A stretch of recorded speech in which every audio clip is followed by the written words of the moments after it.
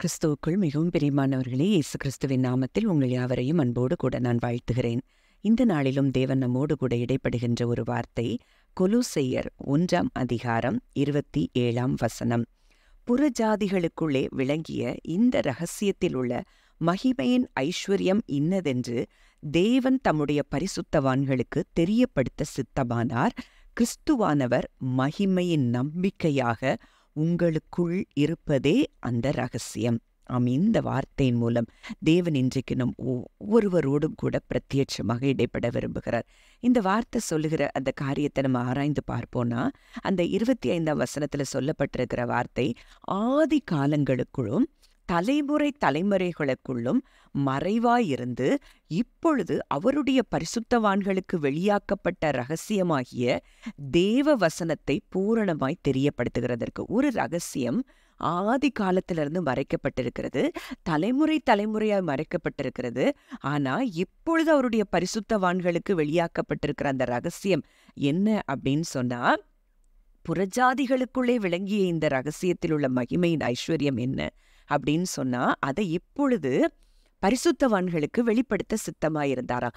ஆதி காலம் தலைமுறையாய் பழைய ஏற்பாட்டு பரிசுத்தவான்களுக்கு தெரியாத அந்த ரகசியம் எல்லாவற்றையும் இப்பொழுது அந்த பரிசுத்தவான்களுக்கு, இப்பொழுது உள்ள பரிசுத்தவான்களாகிய நமக்கு அதை தெரியப்படுத்த சித்தமாயிருக்கிறாராம்.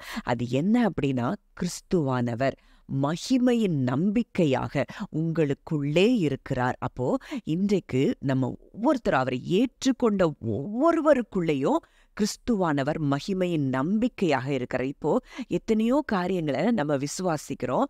நம்ம உடம்புக்குள்ள எத்தனையோ உறுப்புகள் இருக்கிறத நம்ம விசுவாசிக்கிறோம். கிட்னிஸ் இருக்கு, ஹார்ட் இருக்கு, லங்ஸ் இருக்கு.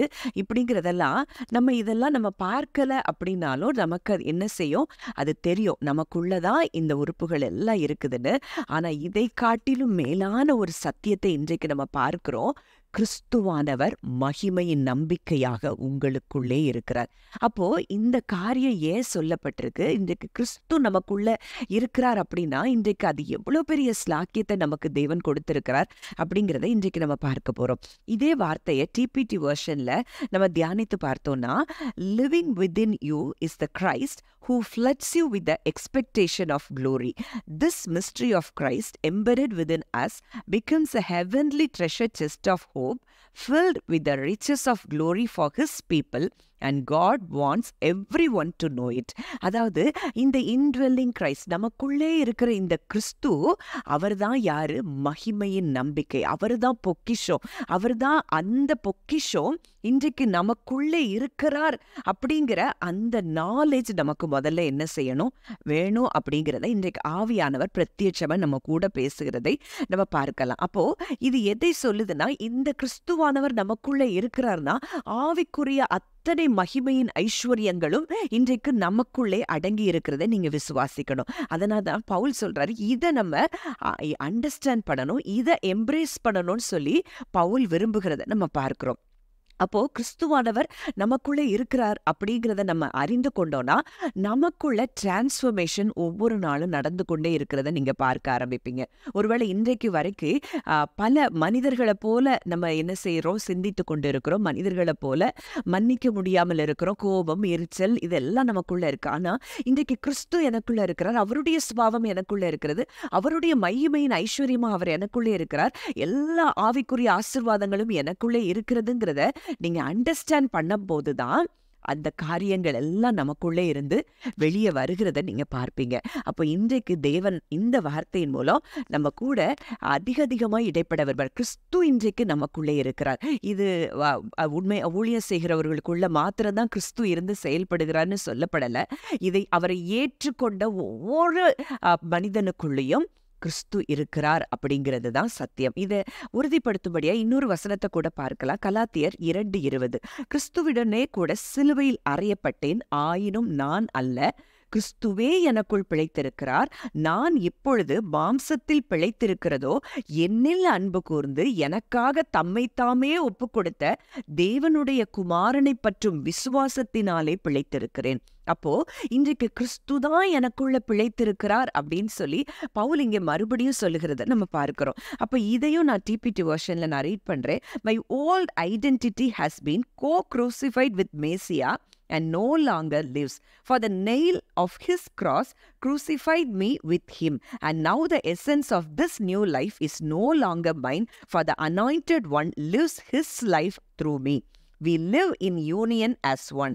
My new life is empowered by the faith of the Son of God, who loves me so much that he gave himself for me, dispensing his life into mine. இந்த வார்த்தை மறுபடியும் இந்த வார்த்தையை உறுதிப்படுத்துகிறத நம்ம பார்க்கிறோம். ஏன்னா for the anointed one lives his life through me. அவருடைய வாழ்க்கை என் மூலமாய் அவர் வாழ்கிறார்னா அப்ப இன்றைக்கு நமக்கு முற்றிலுமாய் கிறிஸ்துவை பிரதிபலிக்க முடியுமானா முடியும்.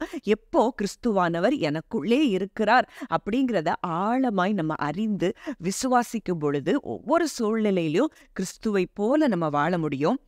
அததான் அந்த வார்த்தை சொல்லுது.